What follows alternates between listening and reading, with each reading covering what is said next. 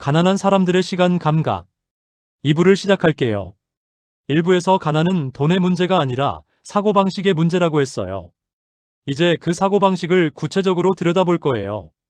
불편할 수 있어요. 근데 정직하게 봐야 해요. 자신 안에서 이런 패턴이 보인다면 그게 변화의 시작이에요. 첫 번째로 이야기할 건 시간 감각이에요.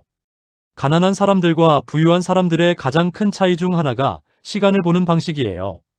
가난한 사람들은 현재에 집중해요.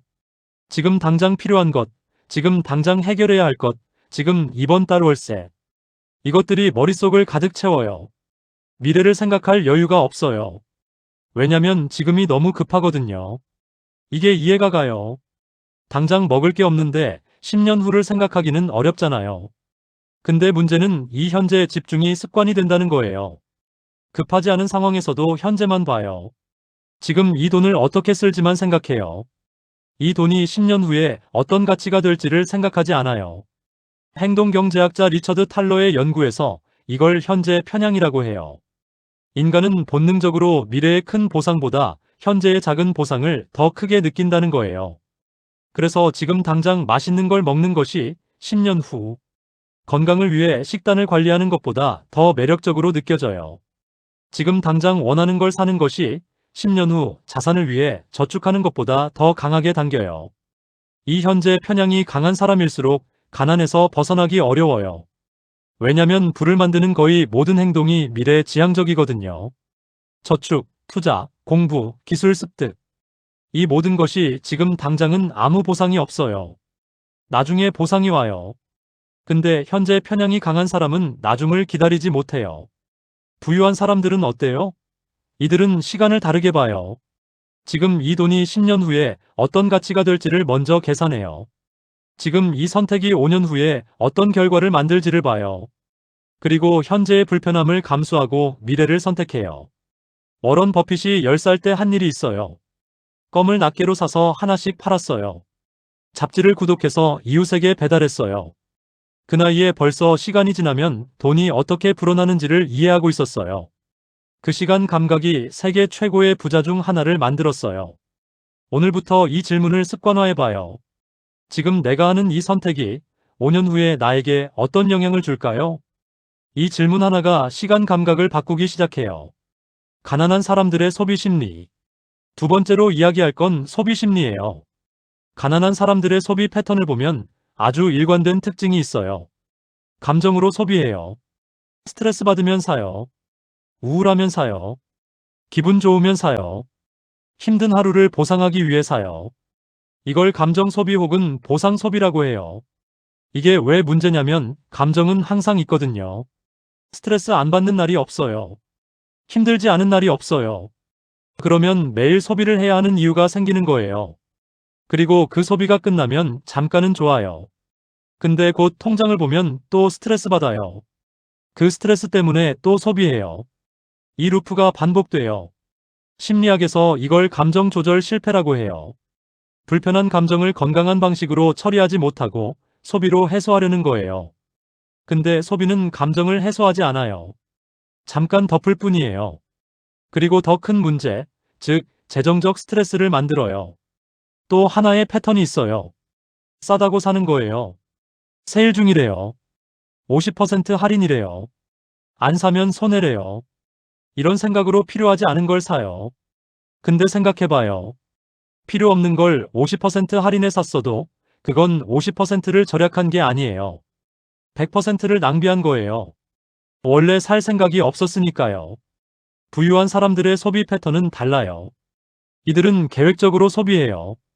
이게 필요한지, 이게 내 가치관에 맞는지, 이게 내 목표에 기여하는지를 먼저 봐요.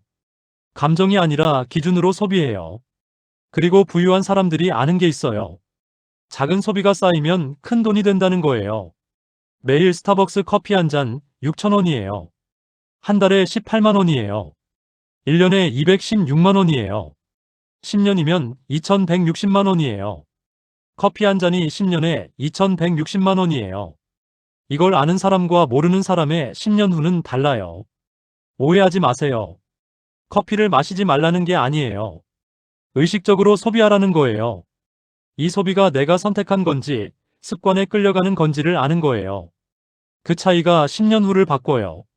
지금 당장 해볼 수 있는 게 있어요. 이번 달 카드 내역서를 펼쳐봐요. 한 줄씩 봐요. 이게 내가 의식적으로 선택한 소비인지 아니면 감정에 끌려간 소비인지를요. 그 구분만 해도 다음 달 소비가 달라지기 시작해요. 가난한 사람들의 관계 투자. 세 번째로 이야기할 건 관계에 대한 태도예요. 가난한 사람들이 관계에 투자하는 방식이 있어요. 이게 부를 만드는데 어떤 영향을 주는지 이야기할 거예요.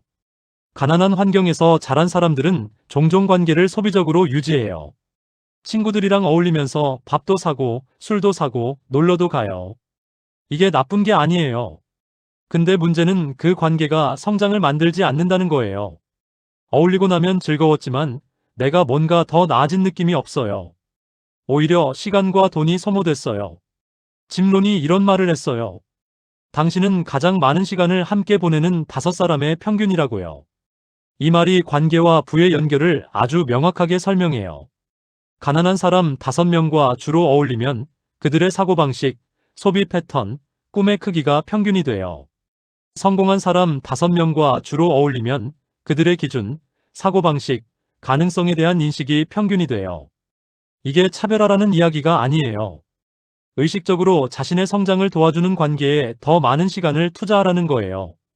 부유한 사람들이 하는 투자 중에 관계 투자가 있어요. 이들은 멘토를 찾아요. 자신이 되고 싶은 사람을 찾아서 그 사람 옆에 있으려 해요. 세미나에 가요. 돈을 내고 성공한 사람들의 이야기를 들어요. 책을 읽어요.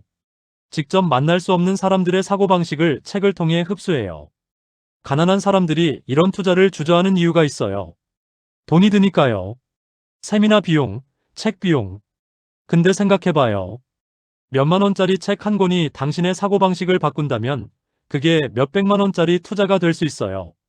부유한 사람들은 이걸 알아요. 그래서 자기 개발에 돈을 써요. 가난한 사람들은 이걸 몰라서 자기 개발에 쓰는 돈을 낭비라고 생각해요. 네트워크의 힘을 이야기해야 해요. 사회학자 마크 그라노베터가 연구한 약한 연결의 강함이라는 개념이에요. 가장 좋은 취업 기회, 가장 좋은 사업 기회는 가까운 친구가 아니라 아는 사람, 즉 약한 연결에서 온다는 거예요. 가까운 친구들은 나와 비슷한 정보를 갖고 있어요. 근데 아는 사람, 즉 다른 세계에 있는 사람은 내가 모르는 정보를 갖고 있어요. 그러니까 다양한 분야의 사람들과 연결을 만드는 것이 부를 만드는데 직접적인 영향을 줘요. 좁은 관계 안에서만 있으면 그 안에 있는 기회만 볼 수 있어요. 관계가 넓어질수록 기회가 넓어져요. 가난한 사람들의 학습 태도. 네 번째로 이야기할 건 학습에 대한 태도예요. 학교 졸업하면 공부 끝이라고 생각하는 사람이 있어요. 사회에 나오면 더 이상 배울 게 없다는 생각. 이미 충분히 알고 있다는 생각. 이 생각이 가난을 유지시켜요. 왜냐면 세상은 계속 바뀌거든요. 10년 전에 유망했던 직업이 지금은 사라지고 있어요. 10년 전에 없던 직업이 지금은 엄청난 수요가 있어요. 배우기를 멈춘 사람은 세상이 바뀌는 속도를 따라가지 못해요. 그러면 점점 경쟁력이 떨어져요. 경쟁력이 떨어지면 소득이 줄어요. 소득이 줄면 가난해져요. 부유한 사람들의 공통점이 있어요. 독서를 해요. 워런 버핏은 하루 56시간을 읽는 데 써요. 빌 게이츠는 1년에 50권의 책을 읽어요. 마크 저커버그는 2주에 한 권씩 책을 읽겠다는 목표를 세우고 실천했어요. 이들이 바쁘지 않아서 읽는 게 아니에요. 세상에서 가장 바쁜 사람들이에요. 근데 읽어요. 왜냐면 읽는 것이 가장 효율적인 투자라는 걸 알기 때문이에요. 누군가가 평생 동안 배운 것을 책 한 권에 담았어요. 그걸 몇만 원에 몇 시간 만에 흡수할 수 있어요. 이것보다 효율적인 투자가 없어요. 가난한 사람들이 책을 안 읽는 이유가 있어요. 바빠서요. 피곤해서요. 재미없어서요. 근데 솔직하게 봐야 해요. 핸드폰은 하루 몇 시간씩 봐요?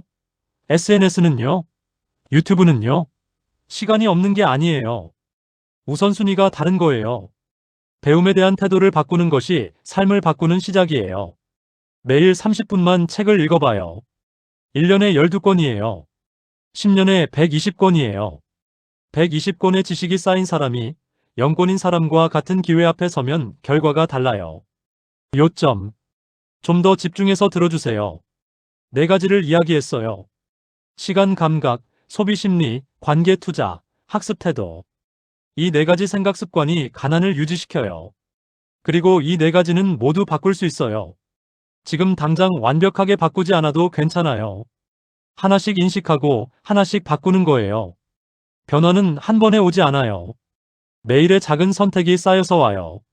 오늘 조금 더 미래를 생각하고, 오늘 조금 더 의식적으로 소비하고, 오늘 조금 더 성장하는 관계에 시간을 쓰고, 오늘 30분 책을 읽는 것. 이 작은 것들이 1년 후, 5년 후, 10년 후를 만들어요. 3부에서는 가난을 만드는 관계와 환경에 대해 이야기할 거예요. 더 구체적이고 더 실질적인 이야기예요.